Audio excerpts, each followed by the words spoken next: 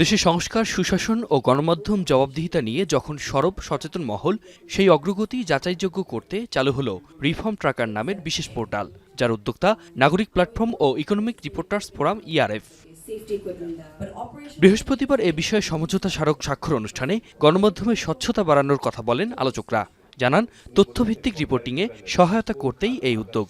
এটা যেমন আপনাদের সকলের ঢাকা শহরের সক্ষমতা বৃদ্ধি, নজরদারি বৃদ্ধি ইত্যাদির কাজ করব, কিন্তু ঢাকার বাইরে যে সাংবাদিকরা আছে এবং যারা স্থানীয় সমস্যাকে, অর্থনৈতিক সমস্যাকে আমরা জাতীয়ভাবে আমরা উপস্থাপন করতে চাই, তাদের কাছেও কিন্তু পৌঁছানোর চেষ্টা করব।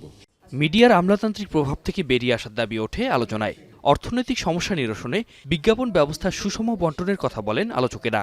একদিক থেকে মন্ত্রীরা যখন ঔথবদ্ধ থাকে যে তিনি সরকারি পাবলিক ইনফরমেশন পাবলিক করবেন না, অন্যদিকে সাংবাদিকদের, সরকারি কর্মকর্তা তো বটেই, সাংবাদিকদের উপরও যখন তথ্য সংগ্রহ এবং প্রকাশ করা একটা আইনগত অপরাধ হিসেবে স্বীকৃত হয়, সেইখানে আমি যদি সাংবাদিকতা করতে চাই, তাহলে আবারও বলছি, লিপ্ততার সাংবাদিকতা করতে হবে। আয়োজনে উপস্থিত থেকে দাবিগুলো পূরণের আশ্বাস দেন তথ্য ও সম্প্রচার মন্ত্রী। তিনি ডিজিটাল নিরাপত্তা আইন ও বিজ্ঞাপন খাতের ভোগান্তি নিয়েও কথা বলেন। বিজ্ঞাপনের কোনো নীতিমালা এখন পর্যন্ত তৈরি হয়নি।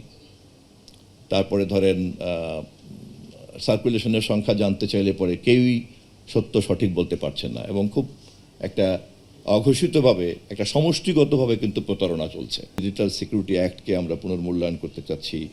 আমরা সকলের জন্য নিরাপত্তা বিধান করার প্রতিশ্রুতি ঘোষণা করেছি।